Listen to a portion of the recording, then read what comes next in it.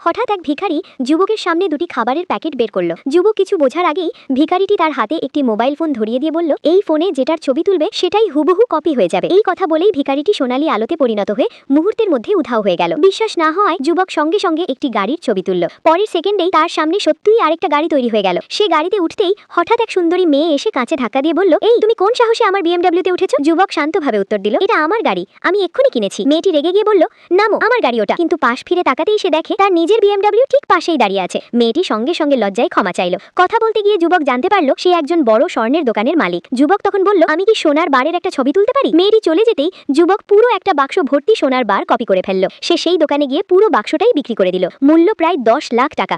আর সে সব নগদ নিল। বাড়ি ফিরে সে মেঝেতে টাকা ঢেলে আবার ফোন দিয়ে ছবি তুলে কপি করলো। এক মুহূর্তেই সে কোটিপতির কাছাকাছি পৌঁছে গেল। কিন্তু তার লোভ এখানেই শেষ নয়। সে চায় বিশ্বের সবচেয়ে ধনী মানুষ হতে। সে আবার সেই মেয়েটির কাছে গিয়ে স্বর্ণের গুদাম দেখতে চাইল। ভেতরে ঢুকেই সে অবাক, চারদিকে শুধু সোনা আর সোনা। মেয়েটি বলল, এটা শুধু দোকানের গুদাম, আমাদের আরো দুটো বড় গুদাম আছে, একটা সোনার খনির কাছে, আরেকটা হেড অফিসে, যেখানে শুধু সোনা। যুবক মনে মনে ভাবলো, একটা ছবি তুললেই কয়েক কোটি টাকা। অনুমতি পেয়ে সে ছবি তুলল আর চুপচাপ সেখান থেকে বেরিয়ে গেল। বাড়ি ফিরে তার সামনে কয়েক কোটি টাকার সোনা আর লাখ লাখ নগদ টাকা। হঠাৎ এক নারী চেঁচিয়ে বলল, এই সোনা কোথা থেকে এলো? তুমি নিশ্চয়ই ডাকাতি করেছো। যুবক ঠান্ডা গলায় বলল, সব দেখে বিচার করো না, একটু ভেবে দেখো। সে বিরক্ত হয়ে বলল, আমার এখন এসবের সময় নেই, আমাকে গাড়ি কিনতে যেতে হবে। অন্যদিকে মেয়েটি ফোনে কাঁদতে কাঁদতে বলছে, প্রিয়, আমার প্রাক্তন আমাকে অপমান করেছে। ফোনের ওপাশ থেকে উত্তর আসে, পরে কথা বলবো, আমি এখন গাড়ি কিনছি।